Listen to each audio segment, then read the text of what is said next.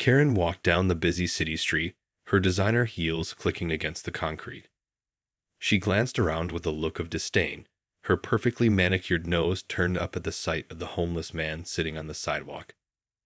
He looked bedraggled, his clothes tattered and his face unshaven. How revolting, she muttered under her breath, reaching into her designer handbag. Pulling out a small, ornate mirror, she strode over to the man and shoved it in his face. "Here, this will help you reflect on your life choices," she sneered, her lips curled in a cruel smile. The homeless man stared at her, bewildered. "What?" he asked, his voice cracking. "You heard me," Karen snapped. "Look at yourself. You're a disgrace. This mirror will help you see what a mess you've made of your life." The man's eyes widened, hurt and confusion etched on his weathered features. I don't understand," he stammered. Karen rolled her eyes dramatically. "Of course you don't. You're too busy wallowing in self-pity to see the reality of your situation." She thrust the mirror closer to his face. "Take it.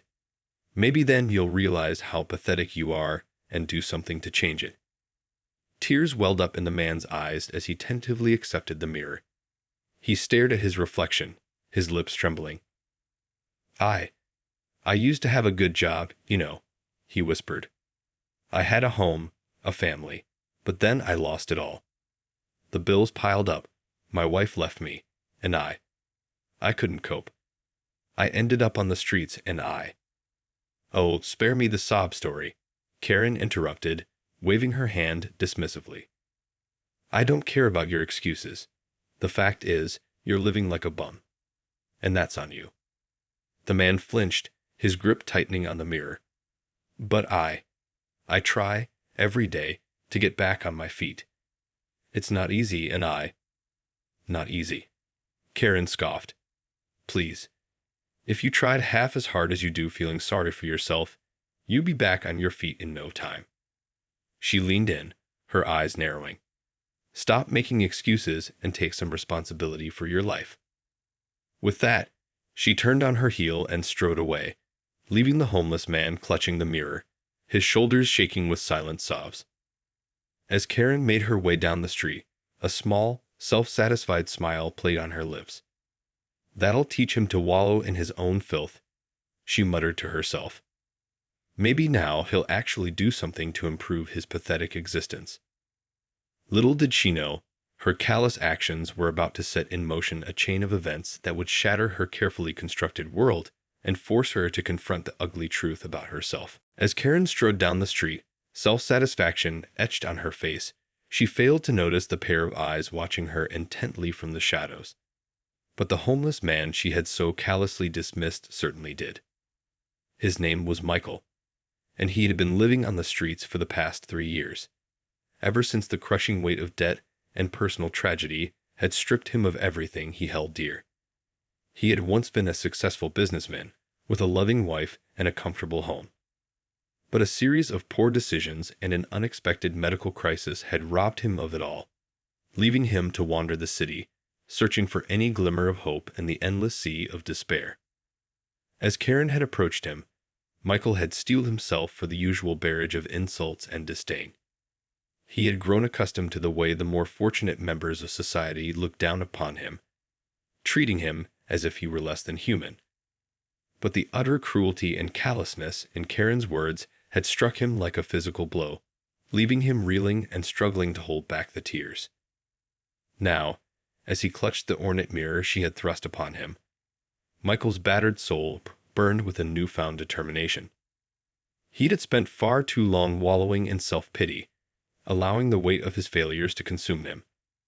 But Karen's words, however hurtful, had ignited a spark within him, a spark that refused to be extinguished. Slowly he rose to his feet, his grip tightening on the mirror. He may have lost everything, but he still had his dignity, and he would be damned if he was going to let some self-righteous, entitled woman strip that away from him as well. Steeling his nerves, Michael began to follow Karen, his footsteps quickening with each passing moment. He wasn't sure what he was going to do, but he knew that he couldn't let her get away with her cruelty. As he trailed her, His mind raced, formulating a plan to confront her and make her understand the true impact of her actions. Little did he know, his decision to stand up to Karen would set in motion a chain of events that would forever alter the course of both their lives. For as he approached her, his resolve unwavering, he had no idea of the storm that was about to be unleashed. Karen strode down the busy street, her designer heels clicking against the pavement. She was completely oblivious to the homeless man, Michael, who was trailing behind her, a steely determination in his eyes. As Karen turned the corner, she caught sight of a sleek, black limousine parked at the curb. A well-dressed chauffeur stood beside the vehicle, holding the door open. Karen's face lit up with excitement as she hurried towards the car, eager to escape the filth and squalor of the city streets. But just as she was about to step into the limo, a hand reached out and grabbed her arm, yanking her back. Karen whirled around, her eyes flashing with fury, only to come face to face with the homeless man she had so callously mocked just moments earlier. "You!" she spat, her voice dripping with disdain. "How dare you lay your filthy hands on me?" Michael held her gaze, his own eyes filled with a steely determination. "You need to listen to me," he said, his voice low and urgent. Karen scoffed, wrenching her arm free from his grasp. "I don't have time for this," she snapped. "Get out of my way, you." "What you did back there was unforgivable," Michael interrupted, his voice rising in intensity. "You had no right to treat me like that, like I'm some kind of lesser being." Karen's eyes narrowed, her lips curling into a cruel sneer. "Oh, please," she spat. "Don't act like you're the victim here. You're the one living on the streets, begging for handouts. If you had any self-respect, you'd be out there working instead of." "I lost everything," Michael shouted, his voice cracking with emotion. "My job, my home, my family. It all slipped through my fingers, and I've been fighting to get it back ever since. But people like you just don't understand. You look down on us, you judge us, and you have no idea what it's like too." "Oh, spare me the sob story," Karen interrupted, her voice dripping with disdain. "I don't care about your excuses. The fact is, you're living like a bum, and that's your own fault. Now get out of my way before I—" But before she could finish her sentence, a loud crash rang out, followed by the sound of shattering glass. Karen whirled around, her eyes wide with shock, just in time to see the limousine that she had been about to enter burst into flames. As the chaos unfolded around her, Karen couldn't help but feel a sense of dread creeping up her spine. Something told her that this was just the beginning, and that the consequences of her actions were about to come crashing down upon her in ways she could never have imagined. As the limousine burst into flames, shrieks of terror filled the air. Panicked onlookers scrambled to get out of the way, while the well-dressed chauffeur frantically tried to douse the flames with a fire extinguisher. Karen stood rooted to the spot, her mouth agape, her designer outfit singed by the intense heat. She couldn't believe what was happening. 1 minute, she had been mere seconds away from escaping the squalor of the city streets, and the next, her ride had been reduced to a smoldering heap of twisted metal. Beside her, Michael watched the unfolding chaos with a strange mixture of emotions. Part of him felt a sense of satisfaction, knowing that the woman who had so cruelly belittled him had been the victim of a cruel twist of fate. But another part of him, the part that still clung to his own humanity, couldn't help but feel a twinge of pity for her. As the flames continued to rage, Karen's panic only seemed to increase. She whirled around, her eyes wild, searching frantically for someone to help her. But the crowd had already begun to disperse, leaving her alone and utterly helpless. Suddenly, her gaze landed on Michael, and something in her expression shifted. It was as if a light had switched on behind her eyes, and she realized in that moment that he was the only one who could help her. "You," she said, her voice shaking with desperation. "Please, you have to help me." Michael hesitated, his instinct to help battling with the lingering resentment he felt towards her. But something in Karen's eyes, the raw vulnerability he saw there, made him pause. "What do you want me to do?" he asked, his voice low and cautious. "Get me out of here," Karen pleaded, her manicured hands clutching at his tattered sleeve. I can't be seen like this. Please, you have to help me." Michael looked at her for a long moment, his mind racing. Part of him wanted to turn his back on her, to let her suffer the consequences of her own callousness. But the other part, the part that still remembered what it was like to have compassion, won out. With a heavy sigh, he nodded. "Come on," he said, gently guiding her away from the burning limousine. "I know a place where you can lay low for a while." As they disappeared into the crowd, Karen couldn't help but feel a sense of relief. But deep down, she knew that this was only the beginning of a journey that would test her in ways she could never have imagined. As Karen followed Michael through the maze of crowded city streets, she couldn't help but feel a sense of unease. This was a world she had always avoided, a world of grime and despair that she had always been able to ignore from the comfort of her privileged existence. But now, she was forced to confront it head-on, and the experience was rapidly eroding the carefully constructed walls she had built around herself. Michael led her to a small, unassuming building tucked away in a dimly lit alley. As they stepped inside, Karen couldn't help but wrinkle her nose at the musty, stale air that assaulted her senses. "Where are we?" she asked, her voice trembling slightly. "It's a shelter," Michael replied, his tone neutral. "A place where people like me come to get a roof over our heads and a hot meal." Karen's eyes widened in alarm. "A shelter?" she echoed, her voice laced with panic. "You can't be serious. I can't stay here. You wanted my help, didn't you?" Michael interrupted, his gaze unwavering. "This is the only place I can offer you right now." Karen opened her mouth to protest, but the words died on her lips as she caught sight of the determined expression on Michael's face. She knew that she had no choice but to accept his offer, no matter how much it grated against her sensibilities. With a resigned sigh, she followed him deeper into the shelter, her designer heels clicking against the worn linoleum floors. As they navigated the crowded common area, Karen couldn't help but feel the weight of 100 pairs of eyes upon her, judging her, sizing her up. She felt utterly out of place, like a fish out of water, and the realization that she was now dependent on the kindness of a man she had so callously insulted only moments earlier was a bitter pill to swallow. But as she settled into a worn, threadbare armchair, a small part of her couldn't help but feel a sense of curiosity. This was a world she had always been shielded from, a world she had always dismissed as unimportant. And now, she found herself thrust into the heart of it, forced to confront the harsh realities that so many people faced on a daily basis.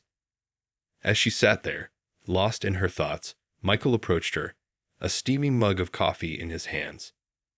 "Here," he said, his voice surprisingly gentle. "You look like you could use this." Karen hesitated for a moment, her pride warring with her desperation. But in the end, the need for comfort won out, and she accepted the mug with a small, grateful nod. As the warm liquid touched her lips, she couldn't help but feel a sense of relief, a fleeting moment of reprieve from the chaos that had descended upon her life. But deep down, she knew that this was only the calm before the storm, and that the true reckoning was yet to come. As Karen sat in the dimly lit shelter, nursing the steaming mug of coffee that Michael had provided, her mind raced with a whirlwind of thoughts and emotions. The once pristine veneer of her carefully constructed life had been shattered, leaving her feeling exposed and vulnerable in a way she had never experienced before. The shock of the limousine explosion had left her shaken, the harsh reality of her situation sinking in with every passing minute. She was now trapped in a world she had always looked down upon, forced to rely on the kindness of a man she had so cruelly dismissed just hours earlier. Michael, for his part, watched her in silence, his own eyes reflecting a mix of pity and cautious understanding. He had seen this scenario play out countless times before, privileged individuals forced to confront the harsh realities of life on the streets. But there was something about Karen's demeanor, the way she carried herself even in the midst of her distress, that piqued his curiosity. As the minutes ticked by, the silence between them grew increasingly palpable, until finally Karen cleared her throat and spoke. "Why did you help me?" she asked, her voice barely above a whisper. Michael paused, considering his words carefully. I guess a part of me couldn't just walk away," he admitted. "Even after the way you treated me, I couldn't bring myself to leave you there." Karen's brow furrowed, her manicured fingers gripping the mug a little tighter. "But I was so cruel to you," she murmured. "I said terrible things, things that no one deserves to hear. Why would you want to help me?" Michael shrugged, a rueful smile tugging at the corners of his lips. "I don't know, really," he said. "Maybe a part of me hoped that, even in the face of my own struggles, I could still find it in myself to show a little compassion." Karen stared at him, her eyes wide with a mixture of disbelief and something else. Was it admiration? Gratitude? She couldn't quite put her finger on it, but there was something about Michael's quiet strength and unwavering empathy that struck a chord deep within her. She began, her voice catching in her throat. "I don't know what to say. I've never been in a situation like this before. I don't know how to." "It's okay," Michael interrupted, his tone gentle. "You don't have to have all the answers right now. This is all new to you, and that's understandable." Karen nodded, her gaze dropping to the mug in her hands. I can't believe this is happening," she whispered. "My entire life, I've always been in control, always been able to navigate my way through any situation. But now, I feel so powerless." Michael reached out, his calloused hand resting lightly on her arm. "You're not powerless, Karen," he said, his voice low and earnest. "You've been given a second chance, a chance to see the world through a different lens.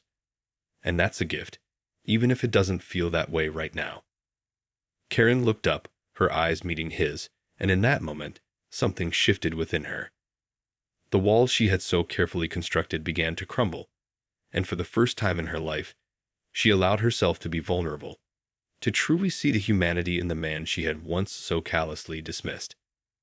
And as the realization dawned on her, she knew that her life would never be the same again. In the days that followed, Karen found herself grappling with a whirlwind of emotions as she navigated the unfamiliar world of the homeless shelter. Gone were the luxuries and comforts she had once taken for granted, the designer clothes, the lavish parties, the endless pampering. Instead, she was confronted with the harsh realities of life on the streets, where a hot meal and a roof over one's head were considered precious luxuries. As she observed the other residents of the shelter, their faces etched with the weight of their struggles, Karen couldn't help but feel a growing sense of shame and guilt. She had always viewed the homeless as lazy, as failures who had somehow brought their misfortunes upon themselves. But now, as she sat beside them, sharing their meager meals and listening to their stories, she realized just how narrow and misguided her perspective had been. These were not simply nameless, faceless individuals, but real people with their own hopes, dreams, and heartbreaks. Some had lost their jobs, victims of a changing economy. Others had fallen prey to addiction or mental illness, their struggles compounded by a lack of adequate support. And then there were those, like Michael, who had been struck by a series of devastating blows, their lives unraveling in the blink of an eye. As Karen witnessed their resilience, their determination to keep going in the face of such overwhelming adversity, she found herself humbled, her own problems suddenly seeming inconsequential in comparison. And yet, even as she grappled with these newfound realizations, a part of her resisted the change. The old Karen, the one who had once looked down upon the less fortunate, still lingered within her, stubbornly clinging to the familiar comforts of her privileged existence. It was a constant battle, a tug-of-war between the person she had been and the person she was becoming. And as she wrestled with these conflicting emotions, she found herself turning to Michael, the man who had shown her such unexpected kindness. In him, she saw a reflection of the person she wanted to be, compassionate, resilient, and unapologetically true to himself. And as they spent more time together, sharing their stories and their struggles, Karen began to realize that the true path to redemption lay not in the trappings of wealth and status, but in the simple act of connecting with another human being. It was a revelation that would ultimately reshape her entire worldview, setting her on a journey of self-discovery and personal growth that would challenge her to her core. As the weeks passed, Karen found herself increasingly drawn to the world of the homeless shelter, a place she had once viewed with disdain and disgust. But now, it had become a sanctuary, a space where she could shed the weight of her former life and truly connect with the people around her. Gone were the designer outfits and the carefully coiffed hairstyles. Instead, Karen wore the same worn clothing as the other residents, her once polished appearance replaced by a more humble, grounded look. And in this transformation, she found a sense of freedom, a liberation from the constraints of her past. Her days were now filled with simple tasks, helping to prepare meals, assisting with chores, and offering a listening ear to those who needed it. And with each passing day, Karen felt a shift within herself, a softening of the hardened edges that had once defined her. The turning point came one day when a young mother, her eyes rimmed with red from crying, approached Karen. She had lost her job, her rent payments had fallen behind, and she was on the verge of being evicted, with nowhere to turn. Without hesitation, Karen reached out and pulled the woman into a comforting embrace, her own eyes brimming with tears. In that moment, she realized that the true wealth in life was not measured by material possessions, but by the connections we forge with one another, the compassion we show in our darkest moments. From that day on, Karen became a fixture at the shelter, volunteering her time and resources to help those in need. She worked tirelessly to secure funding, to advocate for better services, and to break down the stigma that so often surrounded homelessness. And as she poured her heart into this new mission, she found a sense of purpose and fulfillment that had been sorely lacking in her old life. Gone were the endless parties and the shallow social circles. In their place, she'd have found a community of resilient, compassionate individuals who had taught her the true meaning of empathy and kindness. One day, as Karen sat in the shelter, surrounded by the familiar faces of her newfound friends, she happened to glance down at the ornate mirror that Michael had once thrust upon her. It was a reminder of the day that had set her on this unexpected journey, a day that had forever changed the course of her life. Picking up the mirror, she stared at her reflection, a small, bittersweet smile playing on her lips. "Thank you," she whispered, her voice barely audible. "Thank you for showing me the truth about myself." With that, she placed the mirror back down, knowing that the true reflection she had been searching for had nothing to do with the image in the glass, but with the person she had become. A person who had been reborn through the power of compassion and understanding. As she looked around the room, surrounded by the people she had once dismissed, Karen knew that this was only the beginning of a lifelong journey of growth and self-discovery, and she couldn't wait to see where it would lead her next.